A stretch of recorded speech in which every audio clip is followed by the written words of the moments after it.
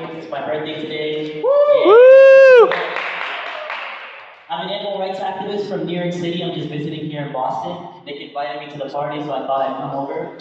This is a spoken word poetry that I wrote about my journey of me being a vegan and an animal rights activist. I've been a vegan for roughly around 5 years, activist for 2.5 years, although I most certainly wish I was an activist for way longer. And definitely, I most certainly wish that I was a vegan for way longer. So I wrote this poem a while ago, and I performed it in New York City over a couple of months ago, and there was like at least 100 people there, so it was truly an honor to perform this poem. This was during National Animal Rights Day 13, and the poem is called Keep Fighting for Their Lives Until the Day That You Die, and it pretty much just goes through my story of me going vegan and becoming an animal rights activist, spoken word poetry, so here it is.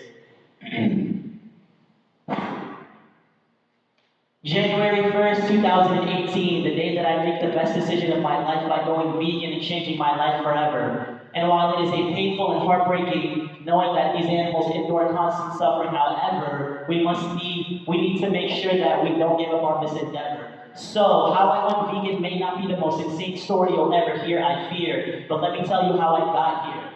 Within the final weeks of December 2017, I'm sitting and chilling during the holidays, remaining unfazed. Scrolling through the gram, and I come across a post that made me say, damn. It immediately stopped me in my tracks, and it made me feel attacked. A graphic image of a mother cow hung upside down after she was slaughtered, while her screams remained unheard. Pissed in the midst of it all is what I felt for a bit, and for some reason I just didn't get the gist of it.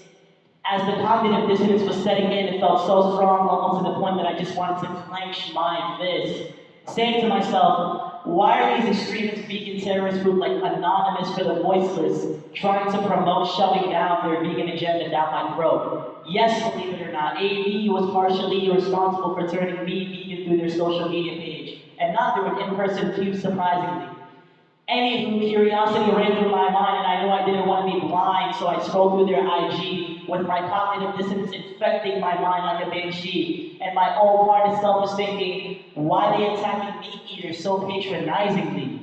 Time goes on eventually, and I finally make the connection, but my old selfish animal abusing self says, might as well continue to remain selfish. If only it was easy to make the switch, I wish.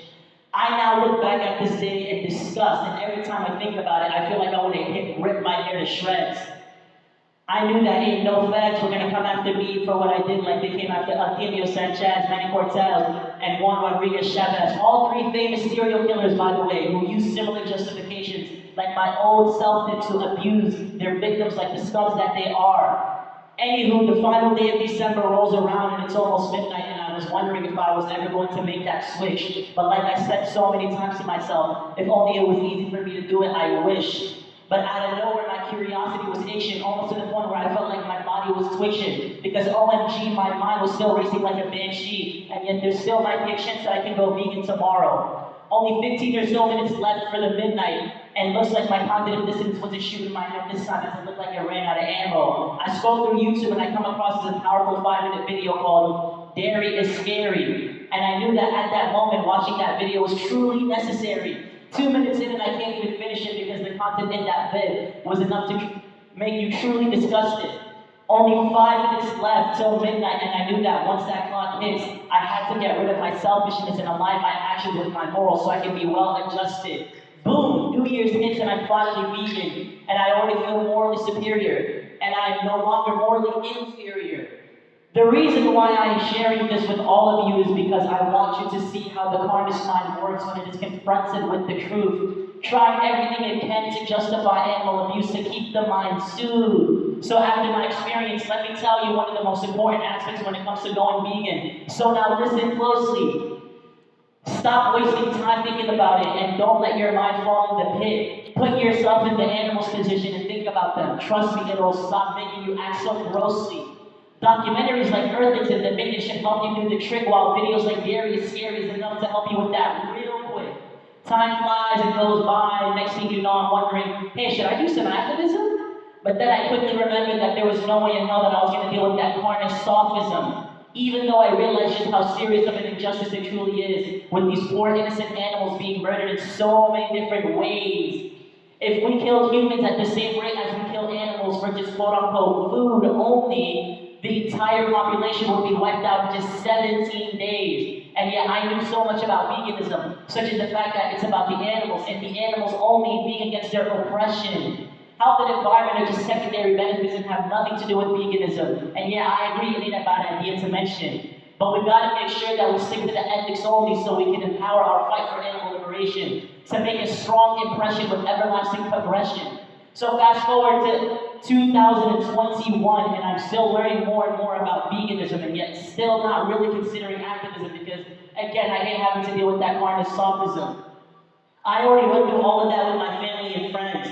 Something that all of us vegans here can relate to in terms of how your loved ones have to resort to dogmatism to justify their abuses with excuses. So eventually I took a job, and to cut a long story short, animals were involved in the mix, and there's a big but, their rights were not violated. Sitting here wondering if working that job was vegan, so I went to vegan subreddits. But I was worried that asking them may result in me getting humiliated. Ask away is all I say, wondering if it's vegan, but yet I still didn't want to do this, even though I knew that it was the only way to pay off my debts and to literally feed myself. My brain then switched and I knew that I was going to do this. I might as well speak up because this injustice ain't going to stop itself. So on April 16, 2021, I did activism the first time with the honorees, how I feel knowing I'm with the same org that I called an extremist terrorist group back in the day, not knowing that I would ever cross race with them. But here I am. The more and more I kept doing activism for the animals, I knew that there was no way that I was going to go back. Because this constant attack on the animals is easily comparable to slavery and colonization. Hold up, did I offend you? Well, I have you know that I'm a black, African, American, Sudanese Arab coming from an indigenous background. So what's with your frustration? I'm always outreaching black partners and they seem to easily make the connection when I make that comparison and I look at their faces and I see no agitation. All while having a strong abolitionist and anti-speciesist message with no baby steps in the mix and not falling for those carnage tricks, making sure that all of that is enough to raise the bar because any vegan advocating for anything less than that is very, very bizarre. Continuing to be active for the animals at disruptive protests while screaming, there is no excuse for animal abuse. So to all the vegans to continue to stay silent on this issue, choosing not to speak up, let me give you some news. Try attending a vigil or just simply watching slaughterhouse footage and ask yourself, if you staying silent on this tragedy might actually mean that you're filled with apathy, and why is this something that you choose? Speaking of videos and slaughterhouse footage, those are the two biggest reasons why I and you should never stop fighting against this injustice.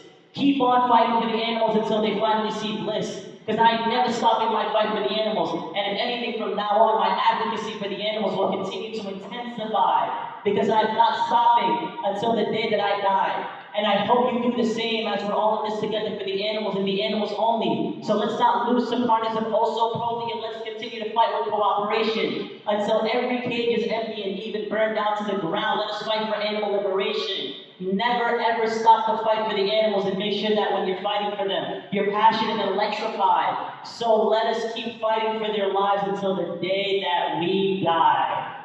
Thank you. Woo!